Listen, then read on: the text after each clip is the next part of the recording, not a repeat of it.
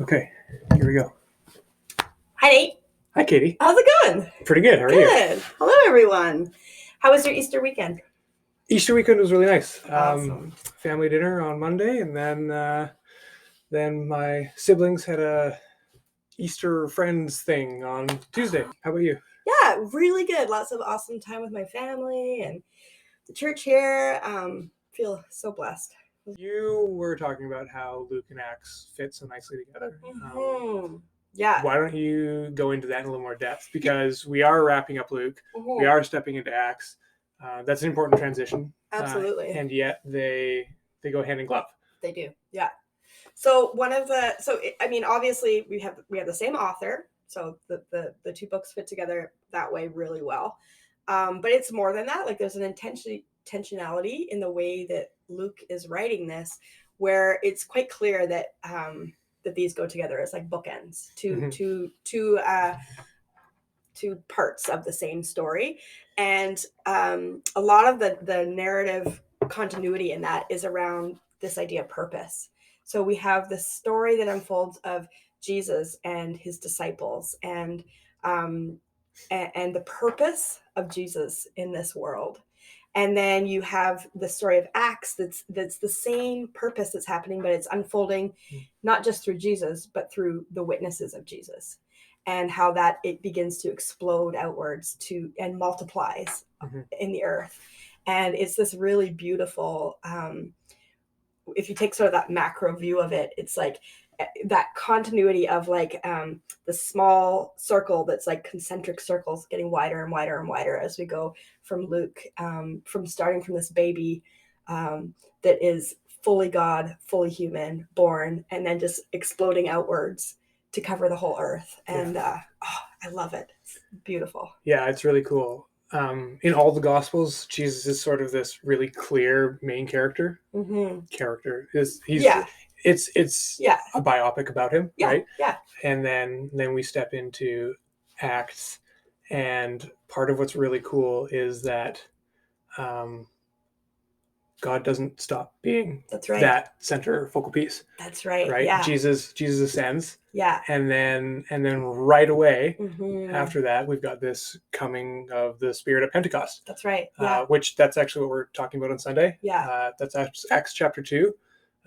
And particularly we're going to be looking at Peter's sermon on Pentecost. Yeah. That comes right after the giving of the Holy Spirit. Yeah. Which is verses 14 to 21 is going to be the part that we're going to be looking at. His sermon is actually longer than that, but that's what we're focusing on. That's awesome. Yeah, it's almost like Luke is saying, like, as you conclude the gospel according to Luke, in case you're worried that this is sort of like the end of the story neatly tied up with a bow, because it ends in this like real, like, obviously this incredible and sort of ironic climax of like it looks like on Good Friday, like this is the tragic end of the story. And then it's this victorious end that nobody saw coming. But in case anybody's worried that that's it, that's the end of the story. Yeah. It's like he launches right into the acts of the apostles, the acts of the church, the witnesses of Jesus, that this is just like, that's just the beginning. Like even Jesus rising from the dead is just the beginning. Yeah. Him ascending, it's just the beginning, right? Like totally. And that is exciting stuff. Totally. Really exciting. And I love that you mentioned the Acts of the Apostles, the Acts of, whatever else might want to say. Yeah. The Acts of the Apostles is the sort of traditional title of the book. Yeah. Some people have suggested that it might be more accurate to call it the Acts of the Holy Spirit. Yeah. Because the Holy Spirit plays such a major role and is really fueling everything that's going on throughout the book. Yeah. And it really... starting at Pentecost, we have the Holy Spirit coming and like dwelling in people and playing a major role that way throughout the rest of the book and throughout the rest of sort of Christian history. Yeah. And that really kicks off in Acts. Absolutely. Yeah. This is really where Holy Spirit does become the center of the action of God in this earth, right? And but then at the same time, as the witnesses of Jesus and as the messengers, the sent ones, the apostles, right? There is this sense too where it's like the Holy Spirit is purposely and intentionally doing the action that God is doing in this earth through the people that he's bringing along, right? Too. So I think both are really beautiful. Maybe the title should be Acts of the Holy Spirit and the Apostles. Acts of the Holy Spirit through the Apostles. Through the Apostles. There we go. We got a new title for Acts now. Just relabeling. I'm sure it's not new. Someone else has, I'm sure, come up with that before. Totally. Yeah. Just checking my notes here to see what I would like to go over. We're talking about Pentecost on Sunday. Yes. Yeah. What's Pentecost? Yeah. Good question. Good question. Yeah. Why don't you go over what it is, and then you mentioned timelines. I will try and give a brief overview of sort of when that's going on after you've done that. Yeah. So Jesus told his disciples to wait in Jerusalem, right? And that the Holy Spirit would come. Mm-hmm. And Pentecost is that day, the arrival, where the Holy Spirit comes on his people that are there waiting, and in a really dramatic and even visible way and a felt way, where there's a profound experience. It's not just this like kind of hypothetical, like this, we said this happened, but the people that are gathered there have this profound experience, even in their bodies, where they feel that the Holy Spirit has come, and they are praising God in other languages, and to such an extent the joy is so vibrant that people are around them are remarking that something crazy has happened, to the point where some people think that they might be drunk, like there's a tangible difference in the way that people are, and the experience that they have. And it's because God himself, because we have to always remember, like, sometimes I think the Holy Spirit as the third person of the Trinity is almost like we relegate Holy Spirit to be like the lesser part of the Trinity. Third person of the Trinity, third in importance. Yeah. But this is not the case. Like the triune God, like Holy Spirit is as much a part of God, the Godhead, himself, and Holy Spirit comes to take up residence within humanity in that moment, and that's it's incredible. Yeah, it's something we talk about in Christian circles and can kind of take for granted. Yeah. But if you stop and think about it a little bit, it's like, wow, that's a crazy thing to say. Yeah. Like this idea that, our God actually lives inside of us, like is alive within us. Yeah. But not like dependent on us to live. It doesn't. That's right. It's not alive because it's within us. Yeah. It's some sort of parasite. Yeah. Our God steps into us and. Yeah, that's crazy, right? It's housed, and we become the temple of God, right? So it really, Pentecost marks this transition from the temple being a building and a place where people had to travel to come to, and where there was all this practices around how to keep that place holy. And somehow, miraculously, because of the work of Jesus, the Holy Spirit now makes us the temple where that happens, and that's Pentecost, and that's incredible. That's Pentecost. That is incredible. Yeah. When exactly does that happen? Oh yeah, good question. Yeah. That is something that is really interesting to look at. Mm-hmm. Especially if you're someone like me who's wanting to a little bit of a history buff and really likes to figure out exactly when these things are happening as much as possible. So let's look at that for a moment here. So Pentecost is happening. Holy Spirit's coming. All of a sudden, these people gathered in this room are filled with the Holy Spirit, speaking in tongues, all of that. And that is happening after Jesus' death, obviously. We're progressing through history. After Jesus' resurrection. After Jesus' ascension into heaven from earth. Yeah.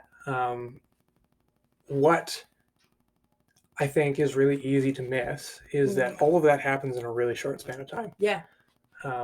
We've got Jesus' death. on Good Friday. The Sunday after that Friday, so like Friday, Saturday, Jesus dead. Sunday, the third day of him being dead, raises from the dead. That's the resurrection. Then over 40 days from that point, Jesus is appearing and with the disciples, and they're encountering him all over the place physically. 40 days from that Sunday, Luke tells us that Jesus ascends.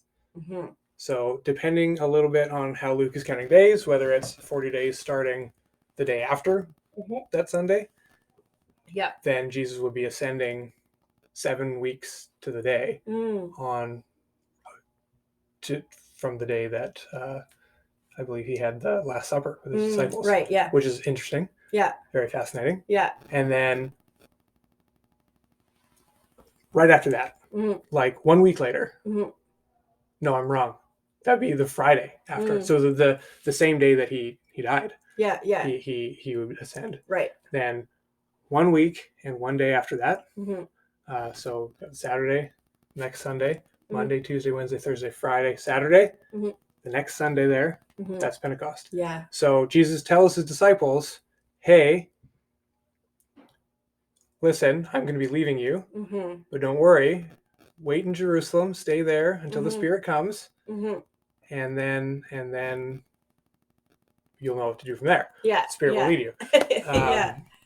That's only like 1 week. They only have to wait like 1 week. Yeah. Yeah. It seems kind of like they're probably waiting and praying for a long time, and all of a sudden finally the Spirit comes. But it's short. It's short. And part of what's interesting too is that the room they're staying in Luke and in some of the other Gospels, they talk about Jesus and the disciples having the Last Supper in the upper room. Yeah. The upper room, they call it. Yeah. In Acts, an upper room is mentioned too as the place where the disciples are staying. Very likely, it's the same upper room. Yeah. The disciples probably haven't gone from Jerusalem and then just moved to a different upper room somewhere else. Yeah. And taken up residence in another place in the time between Jesus' death and resurrection. Just a couple days. They're already panicked. Peter was out all night that night anyways. Probably he's just meeting the others back at the upper room. And there is actually there's a synagogue in Jerusalem. That's right. Yeah. There's a synagogue in Jerusalem that they've excavated. There's an inscription on it from the 1st century. So around the same time that Jesus and his disciples would have stayed in an upper room, described that way. Yeah. On this synagogue that says this synagogue is built by a particular person, and describes them a little bit and their ancestry. And it says, and the upper room in this synagogue is made for these purposes. And one of the main purposes is to house and provide a place for people to stay when they come into town in Jerusalem for these yearly festivals, because you need somewhere to stay. You need room to house all these extra people who are coming in at the same time of year. Yeah. So this is a place designated for that, built specifically for that. Yeah. There are quite a lot of people who think this is the actual upper room that Jesus and his disciples stayed in. Wow. Which would be really cool and fascinating. Maybe it is, maybe it's not, but likely it's a situation like that. Yeah. And so there probably isn't a whole lot of other lodging in the city that they could just go to. This is the most full time of the year. There's not going to be a lot of extra places available to just book. So they're probably staying in the same spot, and there's a lot of people there. Yeah. You know, it's not just the 12 disciples. That's right. They pack it out. And this room's not a small room. So it's more like an upper suite. Yeah. So they would have had the Marys there, all the Marys, all the many Marys. Yeah. The many Mary Marys. Joanna probably was there. Joanna, good chance Joanna was there. Yeah, all the women that we mentioned on Sunday last week. Yeah. And then, I mean, by the time in the first part of Acts and the very end of Luke, sort of between the passage we spoke on last Sunday and the passage we're dealing with this Sunday, they mentions that there is 120 people, all of them gathered together, disciples. So that's quite a lot of people. And if they're not all staying there, then they're most of them gathering there pretty regularly. Yeah. Or at least gathering together somewhere regularly, and maybe scattered a little bit throughout the city because maybe they can't all fit in there. But yeah, it's pretty fascinating. Yeah, absolutely. I love that. I was thinking, like, oh man, wouldn't it have been amazing to be in that room, be there for that Last Supper, be there when Pentecost came? But then I'm also thinking, like, the truth is, and sometimes we forget this, like, the Holy Spirit is as present and active now here in Abbotsford Baptist Church, in Abbotsford, BC, Canada, as he was then. Yeah. And in fact, if you look at it from a multiplication standpoint, the amount of numbers of people on this earth that are housing the Holy Spirit now far exceeds what there was at that day of Pentecost. So in a way, we're in this like expounded version of Pentecost, right? Yeah, totally. And oh man, that's exciting. And I cannot wait to see what the Holy Spirit's going to be doing in this next season here at Abbotsford Baptist Church. For sure. Those things, it's like kind of hard to wrap your head all the way around. Yeah, absolutely. Yeah. It's kind of cool. Very cool. Yeah. Well, I'm excited to hear your sermon this Sunday. Thanks. And yeah, I'm excited as we dive into Acts. I am as well. Yeah. Really looking forward to Acts. Awesome. Thanks for dropping in on our conversation, guys. Yeah, thanks for joining us. Yeah.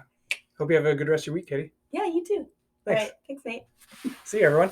Bye.